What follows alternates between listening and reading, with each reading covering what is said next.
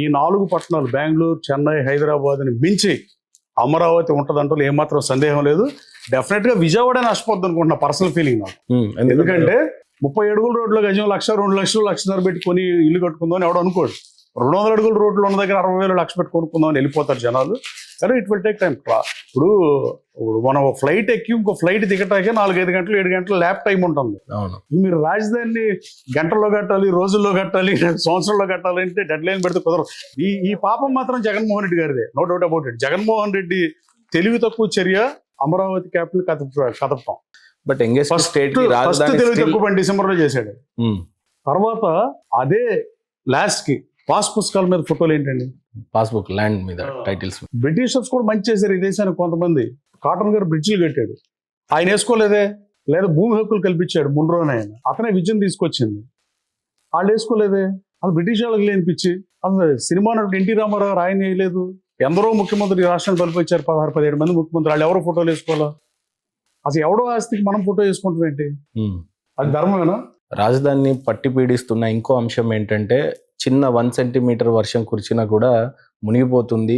ఈ సమస్య బలంగా ఉన్న చోట రాజధానిని ఏ రకంగా నిర్మిస్తారు, దానికి ఉన్న మాస్టర్ ప్లాన్స్ ఏంటి, మీకున్నటువంటి పాయింట్ ఆఫ్ వ్యూ ఏంటి యాజ్ ఎమ్మెల్యే? అది కాదు, మీరు నన్ను అడుగుతున్నారా జగన్మోహన్ రెడ్డి అడిగింది అన్నాడు? మిమ్మల్ని అడుగుతున్నా. వాళ్ళు విమర్శిస్తున్నారు, వాటర్లో రాజధాని ఎలా కడతారు, మునిగిపోతుంది అనే పదాక విమర్శించినటువంటి మాటలు. అసలు జగన్మోహన్ రెడ్డి గారు దోహా వెళ్ళి ఒక ఎడారిలో దోహా కట్టారు. రీసెంట్ సిటీ అది అన్నిటికన్నా. ఎంత ఫాస్ట్ గా దోహా అనేది చూసేస్తే కటార్ ఎయిర్లైన్స్ కి వెళ్ళి తెలుస్తుంది. అసలు అమరావతి నీళ్లు వస్తాయి. ఇప్పుడు హైదరాబాద్ లో, మీరు హైదరాబాద్ లో ఉంటారండి, హైదరాబాద్ లో వర్షం పడినప్పుడు నేను చాలా సార్లు టీవీలో చూస్తా ఉంటాను, ప్రాంతాలని జలమనం ఇవన్నీ ఏంటంటే నీరు పొలానికి వెళ్తుంది.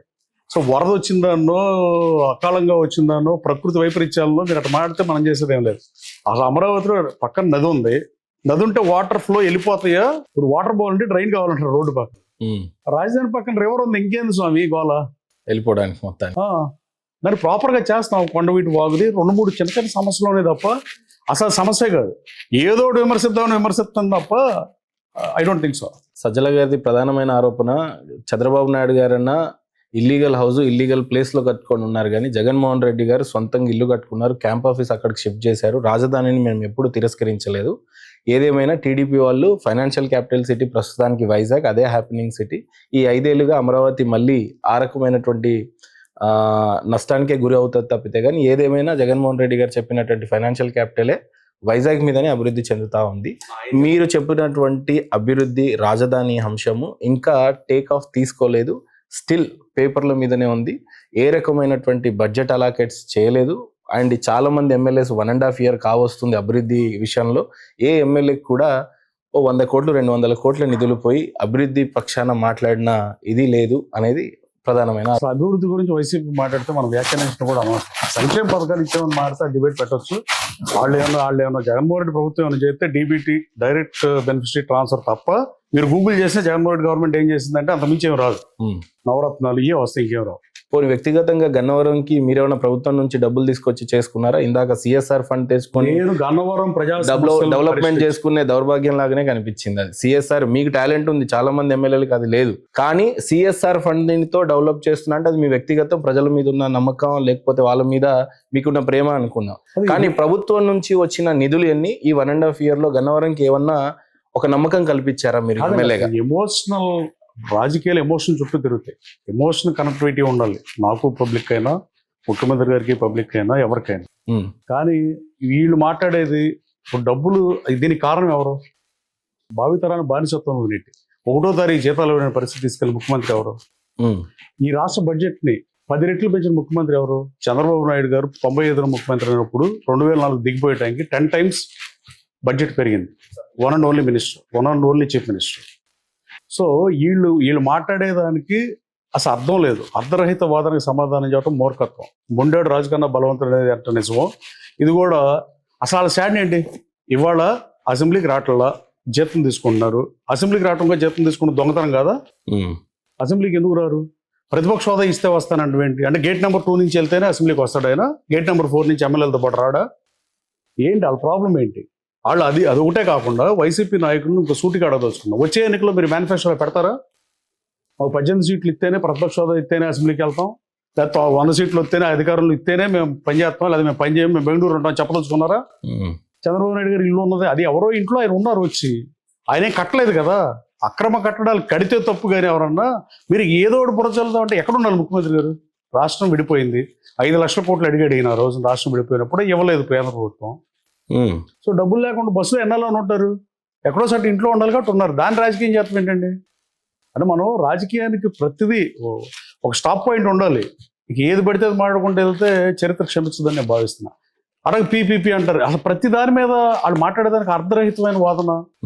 రఫ్ ఏంటండి అంటే మీరు మాట్లాడాలి మీడియా వాళ్ళు నిజాన్ని ఉన్నది, మీరు పబ్లిక్ పక్షాన్ని ఉండాలా. అంటే హుందాగా అసెంబ్లీ మీరు టైటిల్ పెడతారు, ఒక టీవీ పెడతది సభా సమరం అని, అంటే కొట్టుకోమంటదా మమ్మల్ని?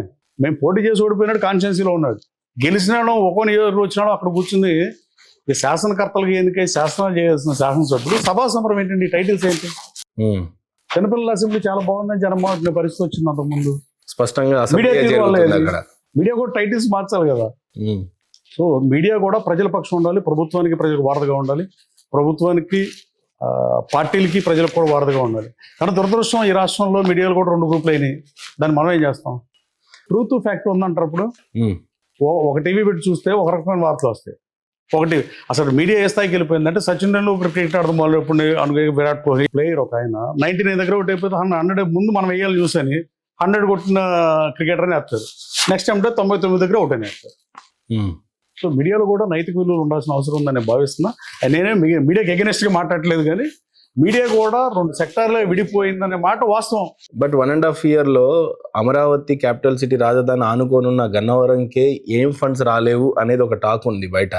నేను గన్నవరం చెప్తా, ఎక్కువ టైం తీసుకుంటే పబ్లిక్ ఇంట్రెస్ట్ అయిన పాయింట్లు ఎక్కువ ఉంటారు. కానీ మీరు ఎవరైనా తిట్టించారు అనుకోండి, నన్ను ఎవరైనా తిట్టాడు అనుకోండి, అది ఎక్కువ మంది వస్తారు. కానీ ఇక్కడ 132 kV సబ్స్టేషన్ నేను ఓపెన్ చేశాను, కొట్టుకోట రవి గారు వస్తే. అలాగే 132 kV సబ్స్టేషన్ నాకు మలవల్లో కావాలని అడిగా, నేను అసెంబ్లీలో అడిగా. మీరు అసెంబ్లీలో గత 10, 15, 20 సంవత్సరాల శాసనసభ్యులు గన్నవరం ప్రాతినిధ్యం వహించిన వాళ్ళు అందరూ కలిపి మాట్లాడిన సమయం కన్నా నేను 1 year లో వాళ్ళకన్నా ఎక్కువ సమయం మాట్లాడా. విప్పుగా ఉన్నా కూడా క్వశ్చన్ అవర్లో మాకు అవకాశం ఉండదు, మేము క్వశ్చన్లు అడగకూడదు, పార్ట్ ఆఫ్ గవర్నమెంట్ కాబట్టి. కానీ నేను గన్నవరం సమస్యల్ని ఆ పరిధి దాటి ఏదో ఒకటి 0 hourలోనో ఇంకోసారి చర్చల్లోనో ఆ అంశాన్ని తీసుకెళ్లి ప్రభుత్వం దృష్టికి తీసుకెళ్లి ఒత్తిడి చేసి నిధులు తెచ్చా. రామవరపాడు పక్కన సిటీ వాతావరణం 100 కోట్ల పని చేశాము అని చెప్పలేదు. ఫస్ట్ 1 year లో 700 కోట్లు వచ్చినాయి. అవి సంక్షేమ పథకాల అభివృద్ధి అని గన్నవరం. ఎక్కడ ఏ అభివృద్ధిలో సంక్షేమ పథకాలకు ఎక్కువ వెళ్ళిపోతుంది అనేది కాదనలేని వాస్తవం. సో బేసికల్లీ రోడ్లు పూడ్చే విషయంలో కానీ, గుంటలు ఎవడన్నా ఏ ప్రజాప్రభుత్వం అధికారం ఉన్నా, కాంగ్రెస్ పార్టీ పరిపాలించినా ఏ పార్టీ పరిపాలించిన రాష్ట్రాన్ని కొత్తగా రోడ్లు వేసిన పరిస్థితి చూసాను తప్ప, అన్ని రోడ్లు అతలాకుతలం అయిపోయి గుంటలు పూడ్చే దిక్కుమాలిన కార్యక్రమాన్ని మా ప్రభుత్వానికి అప్పచెప్పి పాపం వైసీపీది కాదా? మీరు 600 కోట్లు ఖర్చు పెట్టి రిషికోటలో ప్యాలెస్ ఎందుకు కట్టారు? కనీసం రోడ్ల మీద గుంటలు పొడుచుకుండా. ప్రధాన సలహాదారులు కానీ 680 కోట్లు ఎందుకు ఖర్చు పెట్టారు?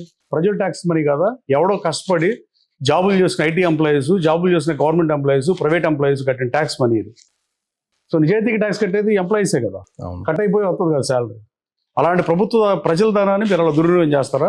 మెడికల్ కాలేజీ కట్టే పనిగా రుషికొండ ప్యాలెస్ కట్టకపోతే ఒక మెడికల్ కాలేజీ అందుబాటులోకి వచ్చేది కదా. అసలు ప్రతిదాన్ని వ్యతిరేకిస్తే మనం ఏం చెబుతామండి? అసెంబ్లీకి రారు, ఎందుకు రారండి అసెంబ్లీకి? మీకు కాంది, మీకు లేదని ఎందుకు అడుగుతారు? 10% ఆఫ్ అసెంబ్లీ సీట్స్ రాస్తే ప్రతిపక్ష హోదా లేదు. ఇప్పుడు చంద్రబాబు నాయుడు ప్రతిపక్ష హోదా తీసేద్దామనే కదా, చంద్రబాబు నాయుడు గారిని దించేద్దామనే కదా ఆ రోజున వంశీని కానీ, ఇక్కడ వైజాగ్ ఎమ్మెల్యేని కానీ, ఇక్కడ గిరిని గుంటూరు ఎమ్మెల్యే పార్లమెంట్ లో 2 ఎంపీలు ఉన్న బీజేపీ కేంద్ర ప్రభుత్వంలో 2 ఉండి కూడా చాలా కొట్లాట చేసి ఈ రోజు బీజేపీ అధికారంకి వచ్చే రాసి 100%. ఒక ఆయన జంగారెడ్డి తెలంగాణ ఎంపీ ఉండేవాడు.